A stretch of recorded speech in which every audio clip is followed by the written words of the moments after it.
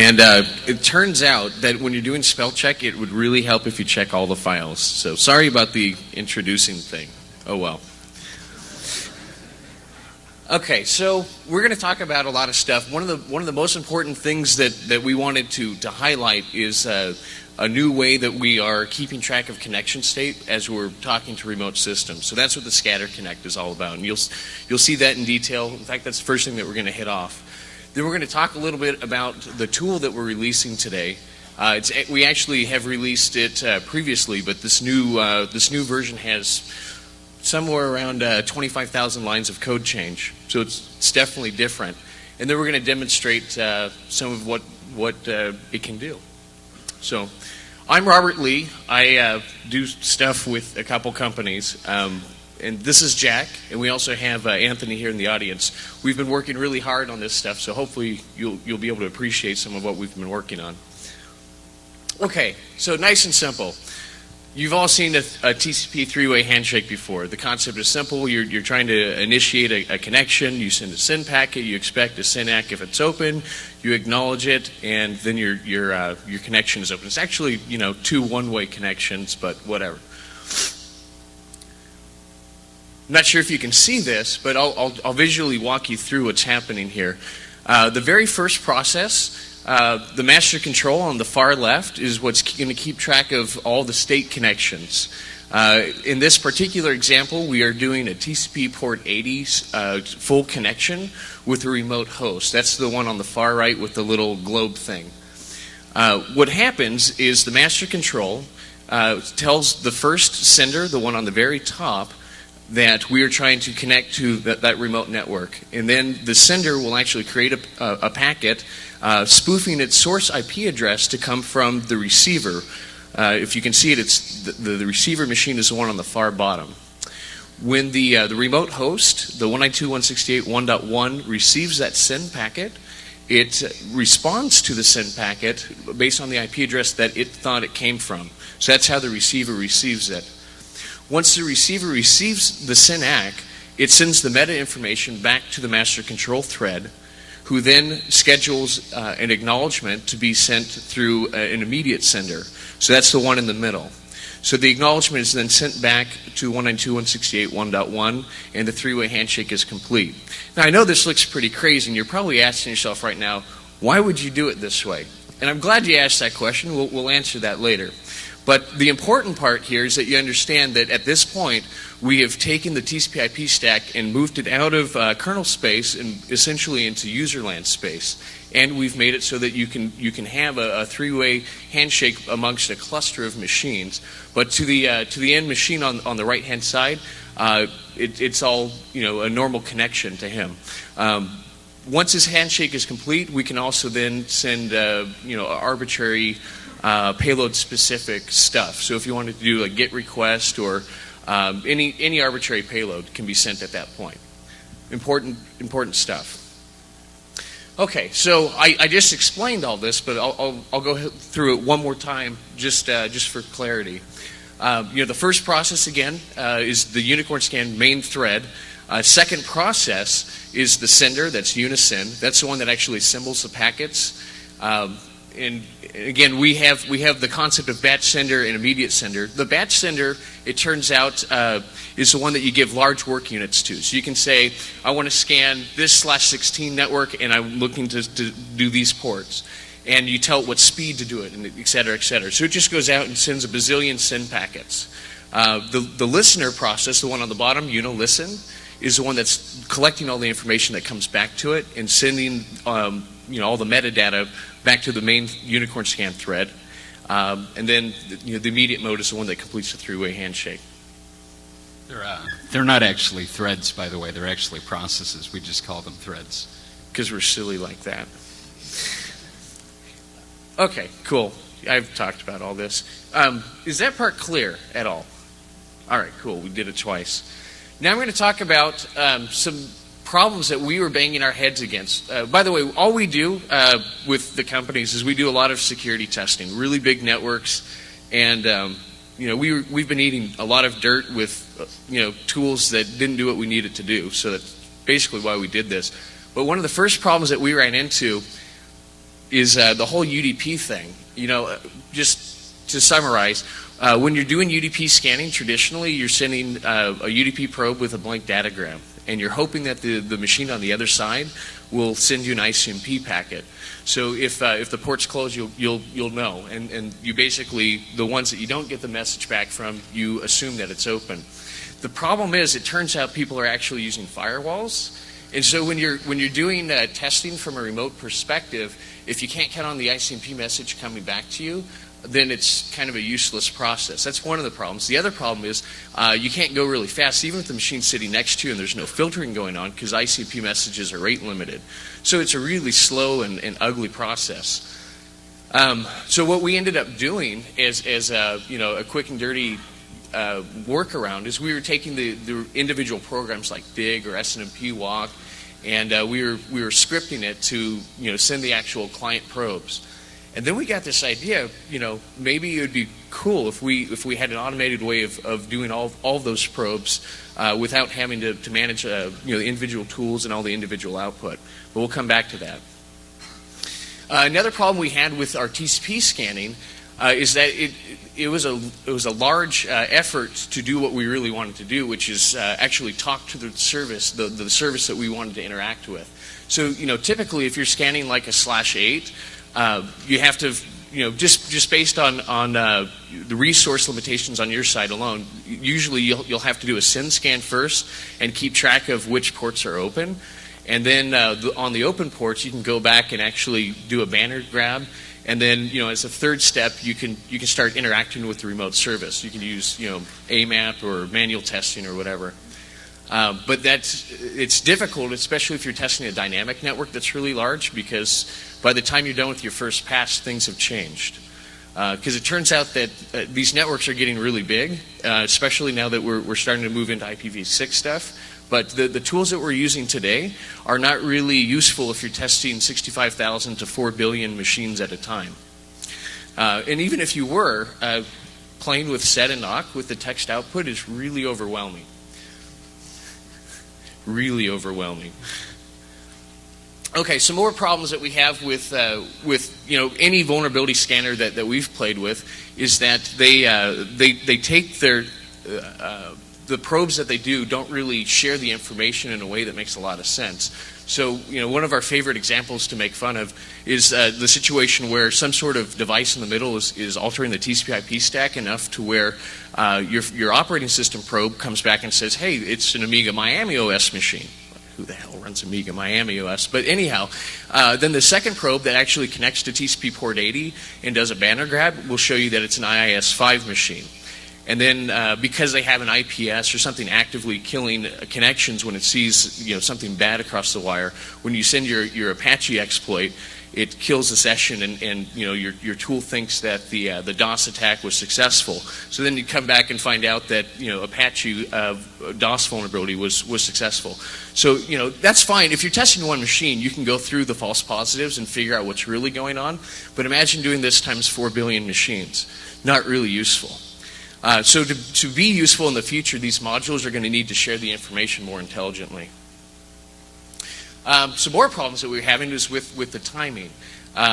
In order to more efficiently use the resources that you have available to you, we need to be able to control how fast we're sending. And I'll give you the two examples in the open source space. We have the ScanRAN tool provided a -B option for bandwidth. But, I probably just haven't played with it enough. But in my experience, anything over like 5K to 10K, I was noticing a lot of packet loss, and it also became bursty. And so it didn't really work out. Mostly because of the way that the sleep timer was working and the get time of day counter was working. And then with Nmap, you have normal, aggressive, insane, or things like that. But even in insane mode, it doesn't scale to high speeds. And there's a lot of parallelization going on there that's kind of tricking you into thinking that it's doing more than it is. But the timing of how fast you can go is still greatly affected by the machines that you're probing. To ScanRAN's, or Nmap's credit, rather, we actually got Nmap to send out more packets per second than we did ScanRAN. Just some raw numbers real quick. With our tool at this point on a standard copper gigabit card, we're successful at sending over 160,000 packets per second reliably, and we're working with some FPGA people to get that in the 500,000 to million packet per second range. But we're still working on that. That's pie in the sky at this point. But from an average laptop, you can expect anywhere from 17,000 to 70,000 packets per second being pretty reliable to send. But you're still gonna want to break it up into different processes, and I'll show you why. Some more mindset. Okay, so now we've told you about some problems. What are we going to do to solve these problems? Well, from the get-go, we were designing this with scalability in mind. I talked about efficient use of resources, and I'm going to give you a bus analogy. Basically, I watched Sesame Street as a kid, and they were trying to pollute our minds with this political message that buses are better than Ferraris because they're more efficient. But in the example, they had 100 kids on the left and 100 kids on the right, and they had like 3 small sports cars busing or ferreting people from one site to another site. They gave them like a 20-minute head start, and then they had the other 100 kids all jump on one bus and just go. Let me break it down technically now. When you use an individual machine, there's only so fast that you can reliably send and receive packets. So even if you could get Nmap or ScanRen to go at 70,000 packets per second, you're not going to have any room left to receive messages. And so you're going to have to throttle that back to something more reasonable, around the 35,000, 30,000 packet per second range, if you actually want to get the messages to come back to you. So that's not going to be an efficient use of even a single machine. But with scalability in mind, we know that we need to be able to have one logical working scanning system that can scale beyond the limitations of any single resource, any single machine. So it's not the same as just going faster. I quoted some really ridiculous packet per second rates from a single machine, but obviously if you go that fast to any remote network that we're playing with today, you're going to obliterate it. I mean, I've seen some of these networks with like even the big high-end Juniper firewalls sitting in front of multiple OC3s that fall over dead at 8,000 packets per second if they have that stupid SYNSCAN protection thing on. By the way, funny, if any Juniper people are listening, I don't get that protection that completely DOSes your CPU is, well, I don't understand that at all. Anyhow, moving on. Okay, accuracy. If you're collecting a lot of information and it's a lot of invalid information, then you're wasting your time. This is my problem with those log aggregation systems where you have the garbage in, garbage out model. If you can't trust the information, it's kind of worthless. One of the problems that we have with a lot of tools is they try to be smarter than is programmatically possible. Basically, I think tools should introduce stimulus and record response and let the humans analyze. Computers are good at doing the tedious automated parts. Humans are good at thinking, and we shouldn't really mix the two more than we have to. Flexibility. At this point, with this framework, and you'll see examples of this, any stimulus that you want to introduce to the remote side, currently we support TCP and UDP, but we're going to support ICMP and pretty much anything else that you can do over IP. And then, depending on which contracts happen, we're also going to support a lot of other protocols. But if you have the hardware and you need to write something to the hardware, we're going to be able to support it in the future. And then security. It should go without saying, but it doesn't really. We tried to put some formal thought into this, and we actually selected one of the IDS protection profiles from the common criteria to build our implementation of the scanner against. And we also provide a sample security policy for use with SE Linux. And yeah, that was at least in the design phase when we considered that. So we're don't actually have the entire protection profile implemented, but we designed it so that we could when we actually release one. And obviously with an open source tool, we don't have $5 million to formally go through the process, but if anyone here wants to sponsor that, we would love it. Cool. All right, so what does it do? Right. People have been calling it a port scanner, and we're hopeful that after today they'll see that it's more than that. But currently it can do TCP and UDP port scanning. It can do stateless banner grabbing or active remote OS application, blah, blah, blah. It can do stuff. And some more interesting things is that instead of just sending a non-protocol specific probe, we actually can send the same thing that a normal client would do. So let's say that you're trying to find DNS servers. Instead of just sending a blank datagram to UDP port 53, we support a number of different payloads out of the default config file. One of them can ask it for localhost. One of them can do a chaos.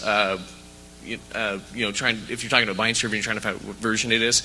But now we're doing just-in-time processing to where you can stuff things in there that you need to calculate on the fly. So for like Dan Bernstein's DNS server, we put one in there that will ask it for the IP address that you're talking to.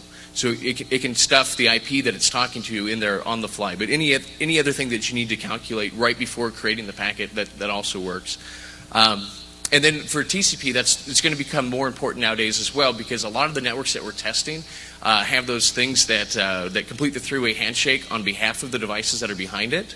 And so you're going to find situations where every single port on every single IP on the remote network come back as open.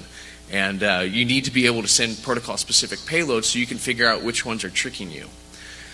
Then one of the other things that we put in there is a metamorphic shellcode encoder to make it so that when you are delivering other types of payloads, that you can make it so that they are not easily fingerprintable. So not only is the NOP sled metamorphic, but the encoder itself is as well. And so basically there's nothing to write a signature for at this point. We'll see. Okay, and then we also can log to PCAP files, and everything we do, and I can't stress this enough, everything we're doing from this point forward has hooks to talk to relational databases on the back end, because you cannot process this amount of data without one. Okay, so now I'm going to pass the mic over to Jack. All right, how are we doing, everyone? Are we falling asleep yet? All right, I guess not. Okay, well, there's three processes. I guess it's pretty obvious what they do. I'm not really going to talk about them. Hopefully we got to actually leave some time for some demos that we want to do. Okay, one of the things that's different is that we try and use, it's kind of a trivial algorithm to actually carry information inside the sequence number, but the important part is that it's not one way. So in other words, if we used MD5 and then lopped off part of it, that would be one way. So we can't do that because we actually need to do TCP connections. The problem is that we can't actually have the guy who's sniffing and validating the sequence number send back a question to the master thread to figure out if that's correct or not. So we actually have to do that with a trivial algorithm. Anyway, and then the scatter connect is we basically send out the SYN packets, and then we gather on the syntax that we get back, enact the connection, and actually do whatever it is that the scanner is configured to do. Well, this is actually kind of long and drawn out. What do I have, like 20 minutes left? Half hour? Okay. Well, I'll go through this. It's actually 30 steps to a symbol SYN scan. So basically, obviously the user would invoke the scanner from the command line. It actually reads the configuration file first, and then the actual command line arguments are parsed at that point so that you can override the configuration file. But if you get sick of typing the certain options over and over, you just put them in there. The master process actually opens up binary modules through whatever facility is on the system. We actually use the LTDL interface now, so it's a bit more portable. And we actually have AutoConf too, which is pretty ugly. The master process figures out whether or not you want it to run in a clustered mode, which is a command line argument but this is actually for a local scan, so we're just assuming that the master thread is actually going to fork children. And then it actually it records some information about them. And it actually uses, the IPC goes through a Unix domain socket, so it's actually a little bit faster than it used to be. And then it actually uses signals to synchronize, which I believe is actually causing us problems portability-wise. So one of the problems with this release is that on certain machines the signals disappear. And if we actually use reliable signals, it's not portable. So we might actually have to change that a bit. And then actually the important part is that we can't make the assumption we know what the other processes do, because we don't know if we're in cluster mode. If we're in cluster mode, all we know is an IP address and a port, and we don't know if it's going to send or listen. So we actually... That's an important piece right there. You don't have to have 16 machines to port scan one machine. You can do it all from one machine. Yeah. It's just you can scale if you need to. Right. Okay. Anyways, that they connect up and send some information. It's actually the listener that contains a lot of useful information early on, because it's the guy who has the IP address that matters. So actually during that handshake, it sends the information back. And then everyone syncs up with a ready message. And then the master actually does something called stirring, which actually would be doing the work unit allocation. And we actually have some stuff to do that, but it's kind of specific to us. I think in the general code, we actually don't have anything useful when it stirs. But if you actually had a big cluster and you wanted to actually distribute the SYN packets amongst like geographical areas, that's where you would put the code to do that, so that you would actually have the shortest amount of hops between each sender. Okay. Right. Then the listener fires up, and then we send the sender a batch work unit, which basically means it's not going to get interrupted. So hopefully, or if it's a batch sender anyways, we don't want to interrupt him. We don't want him to have to pull the IPC channel because it slows him down. And then the master just goes into a loop, when the sender finishes, it sends a work done, and then we actually check to see if it has more work, if not, it just goes into a timeout state. But meanwhile, any important things that are happening, such as TCP connections, it'll actually respond to those while it's in its timeout state, or actually throughout the entire scan. And then actually the master tells the sender and listener to quit, and then the scan's done. Right. Okay, so the important part about all that nonsense is that a general stack that's inside of a kernel normally knows the remote target that it's going to talk to, or remote host and port, but we don't. So we actually don't have that model. It's completely incompatible. So we actually just kind of redid some of the decisions inside the stack so that it would better fit a model where we don't know that information, which is the scatter stuff. Right. Okay, one of the important things is a lot of stacks will use like a hash table, but we can't actually do that because we don't actually know who's going to talk to us. A good example is if we scan a network that actually SYN-ACKs packets, it'll fill up our state table, and if there's nothing behind that device, we'll have a bunch of dead entries in our connection table, and we'll probably guess the size of the hash table wrong by doing that. And our hash table will basically either collide to death, or it'll have a bunch of linked lists instead of being a hash table. So that's obviously not what we want. We actually have to pick a data structure that responds better to unpredictable things like that, like a binary tree. So right. The point is that we can only have constant time lookups if we actually have a good guess of how many things we're going to talk to, which we don't. So obviously we can't do that. And even though generally we won't fill the table, we don't really know what's going to happen. So that's right. Even if we did have a hash table that was big enough, and this is just obviously for IP version 4, it would be quite a bit of RAM actually, just to store the connection entries, not even the data. So that's obviously not very realistic. That's just for the keys, anyway. Right.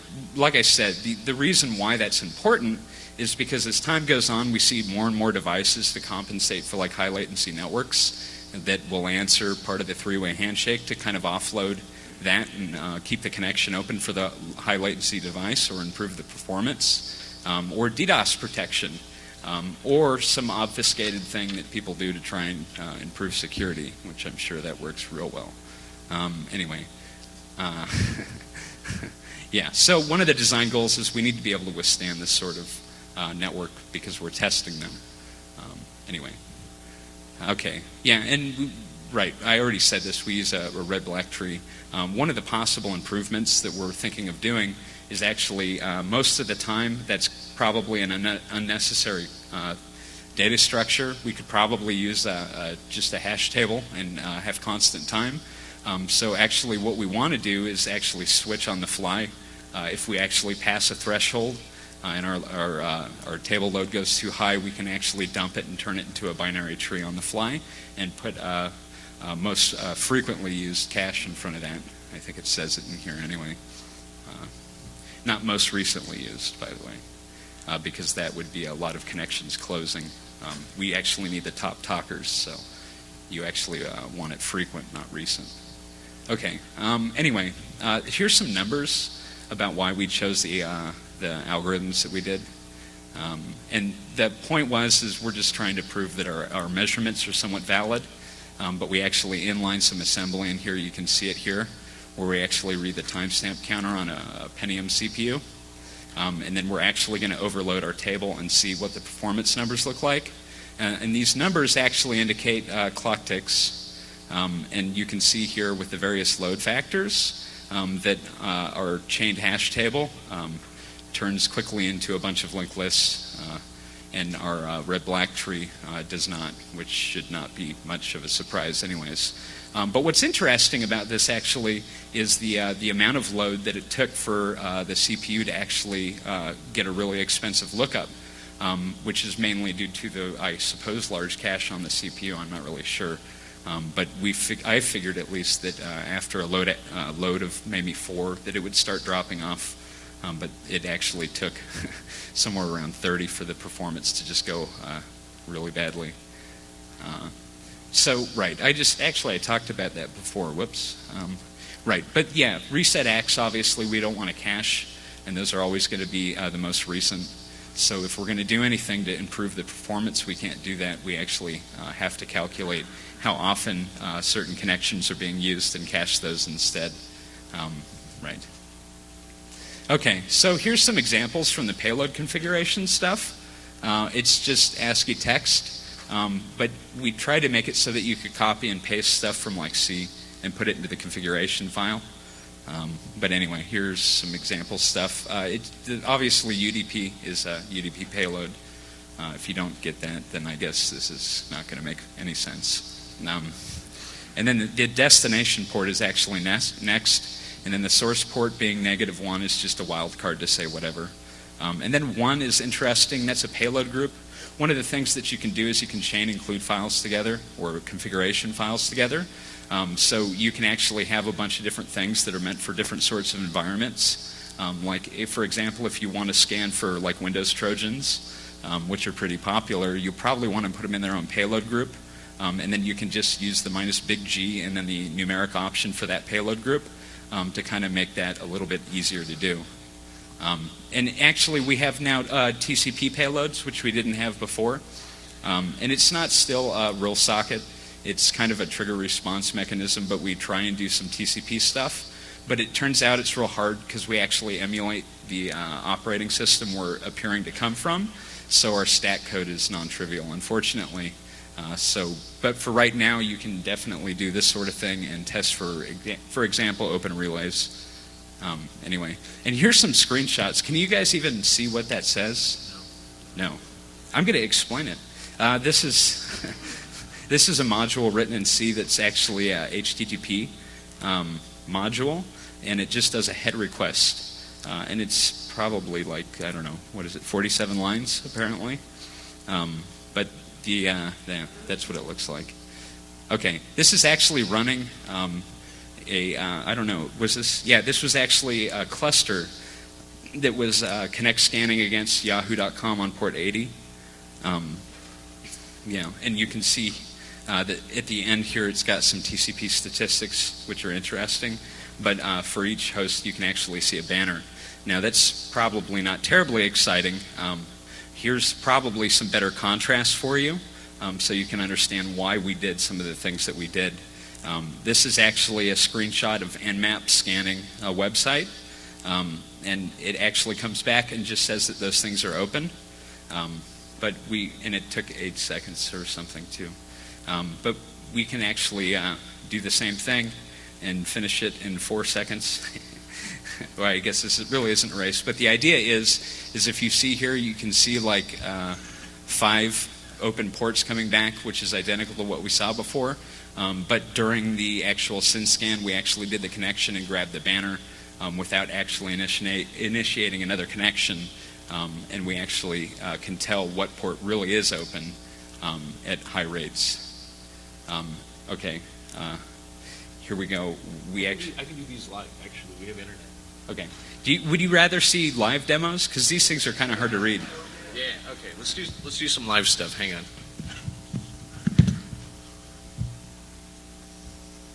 Break out of this here. Assuming my connection isn't dead. All right, cool. Make sure the other ones are there. Yeah, let's make sure they're here too. So what you see here at this first screen, Lokinus Casio 3, that's our master thread. 4 is our, what is that? That is that's the listener. It's listening on the IP address that we're going to be sending from. This one's number 5. This is actually the sender. So just so you can see what that is, and I'm just making sure that they're alive and well, and they appear to be. So the first demo here. Let me look inside this file real quick. Well, unfortunately, no. Maybe. Yeah. We'll try, but no, all bets are off. If everything breaks, it's your fault.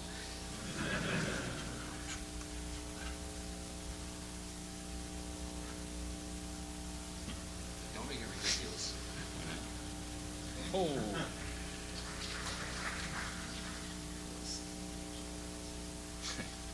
It's real big. Okay. I assume that's better? You have to forgive me. We're pretty hard on our laptops, and some of our keys are missing.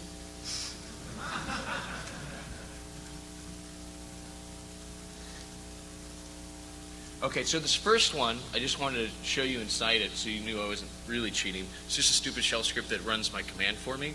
-E PGSQLDB just says for the output module, go ahead and dump everything to a database. I'm specifying the source IP to come from, although in cluster mode you don't really need to do that. -V means a little bit more verbose. W6 means emulate the Linux TCP/IP stack properties, mostly because that's the one that we've spent the most time with to make sure that the connect mode stuff is reliable. The -Z is where we specify our drones. Right now, the IPC channel is not protected. Normally, if you're in a sensitive environment or an environment that has any type of malice, you would want to protect that over an encrypted channel of some sort. I would have to recommend IPsec for that. Right. I've actually tested that. It works pretty well. -big L5 is how long to wait after the batch sending is done. -little r 9000 means we're going to send at around 9,000 packets per second. We actually go a little bit lower than whatever you specify, but it won't exceed 9,000 packets per second. The 66.0.0.0/16 just means go to that CIDR block and do 161 for the port, the desk port. -MU is UDP mode, and then -big I is for impatient people like me, so you can see the data right away. So, right.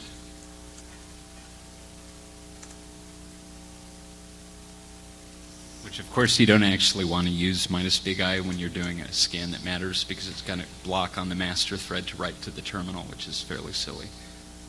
And it's not doing what I want, so I'm confused. Woohoo! Yeah, it's the font, man. Hang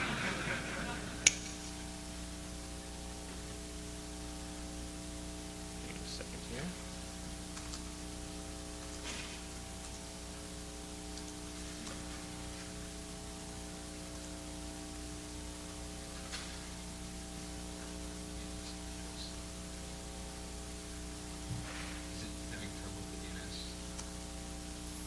There you go. Okay. So now these are some SNMP public community string version 1 machines that are responding.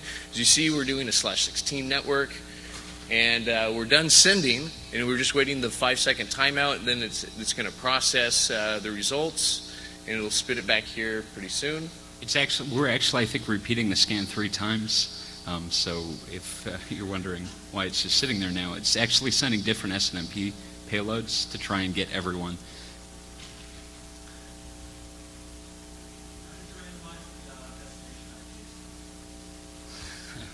XOR. It's pretty ugly, actually. We're actually trying to figure out a better algorithm that'll favor randomizing the more significant bits first. But I actually haven't had time to get around to that, so it just kind of XORs a random word. So that was a /16 for SNMP with multiple payloads. But those are absolutely open because we sent a public community string request and it sent us back responses. The TTL is wrapping over thanks to our insane font size. But if it wasn't, you would be able to see the time to live value of the packet that's coming back to you, and so you can quickly, as you're looking through it, you can spot Windows Novell stacks versus Unix stacks versus routing infrastructure. But all of that went back to a database that we may be able to show you, but I don't want to run out of time because we have some really cool fireworks at the end. So, oh, okay. Some more demo 2. This one is SMTP. This one's actually going to look for open relay servers in the same block. And now we're actually doing 3-way handshakes with all those guys. So this is TCP port 25. We are absolutely connecting to them on port 25 and sending enough of a payload to elicit well, basically what I did is I said coming from an email address that I control, sending to another email address that I control, and that way I can get bounces back telling me that I was a bad person, or I can actually get the email that I sent. But then either way, I still get the banner of all the systems that we just talked to. So if nothing else, I now have version information in my database that I can search through and say, show me all the send mailboxes. One thing that's important, too, is that he had the immediate mode on, but he was doing TCP connections, so all the immediate things that needed to happen right away got stalled. So some of the TCP connections will actually kind of fail. It makes for a better demo, but you wouldn't do that in production, obviously. Okay, so this next one is an HTTP GET request. Again, we're going to connect to TCP port 80 and just hit all the people that are listening on port 80, and we'll do a GET request against them. Yeah. Control H is much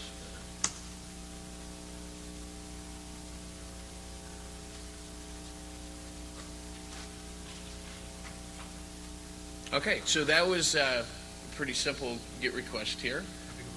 That was a really small range. Let's look at that. That's just a /30. That's Yahoo with a /30. So, piece of cake, right? Okay, let's see what else we had here. Oh, I wanted to show you what was in the slide. Sorry. This is Nmap with ports 78 through 82 against DietSecurity.com. All ports come back open, which is what we expect because we have a stupid device in the middle that protects us from DDoS. But here's with the Unicorn scan where we can actually enumerate what the protocol behind the 3-way handshake looks like. So you see here that even though the other ones came back as open, in your database you can do a pretty simple select statement to throw away the garbage properties. And sometimes you'll even get better information about the stack properties itself, because once you get sent to the right application behind it, there's going to be telltale signs that you're talking to a different device than the one that actually completed the 3-way handshake for you. But yeah, it's pretty easy at this point to where you can actually, it's kind of like the UDP situation all over again. In the UDP, again, now we're sending real protocol payloads as opposed to just counting on ICMP messages. But now in TCP land, we're actually sending real protocol information so we can get away from these devices that just SYNAC everything.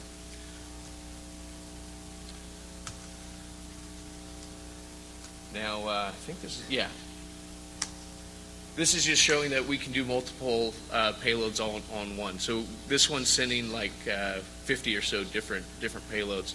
We've got some DNS servers, we got some SNMP servers, port 2367, don't know what that is, 13.7, yeah, all these are coming back to us now. And I guess this is just showing off, what it looks like to do multiple payloads. So that was the easy stuff. Now comes the tricky part. So hang on.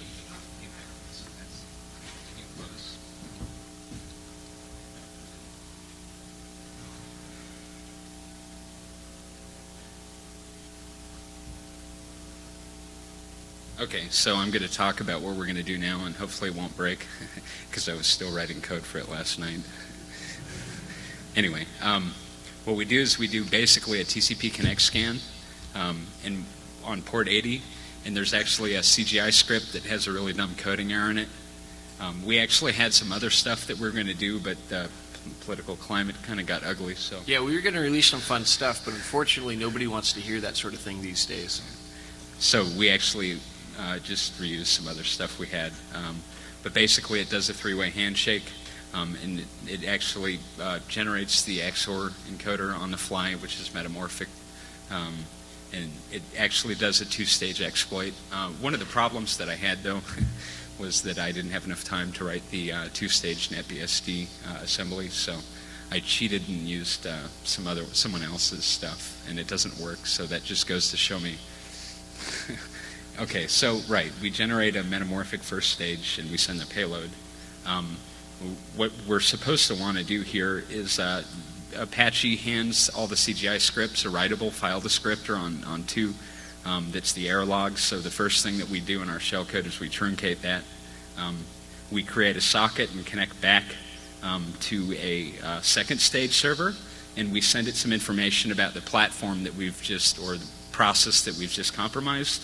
And we actually just send back a 32-bit word saying what predefined constant that was. So, and then the shellcode server sends back the length of the payload that we're going to send in the second stage, and it does memmap and opens up an anonymous memory region at a fixed address, and it loads hacked binary into that area and jumps to the beginning of the file, which then, and I mentioned that the ELF is hacked because we actually overwrote the first part of the ELF header with some assembly to jump to the entry point.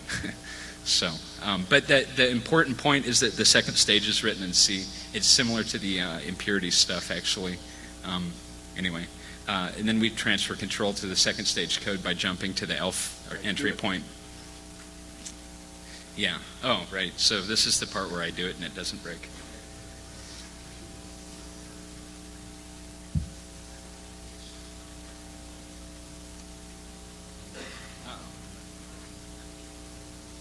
Okay, this is the NetBSD box. Okay, as you can see, this shellcode doesn't work, so the only thing we can do is just look at port 4444. This is the second stage server. And then we actually have two of these clients. One of them actually uses ncurses, so it opens up new windows every time you get a shell. It's kind of neat. But we're having some terminal issues, and we can't figure out ncurses. It's kind of above us, so we don't have that yet.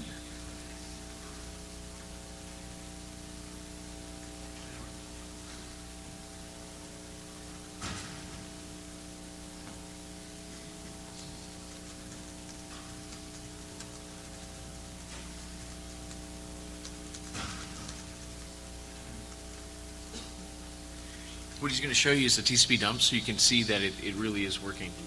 And we're being told to hurry up, so you've got like 5 seconds. Okay, so here it goes. Hopefully it won't crash, huh? Okay, so we first have to grab an IP address that's not attached to the kernel. As you can see, some stuff went by here. So connected to port 80, it sent our payload.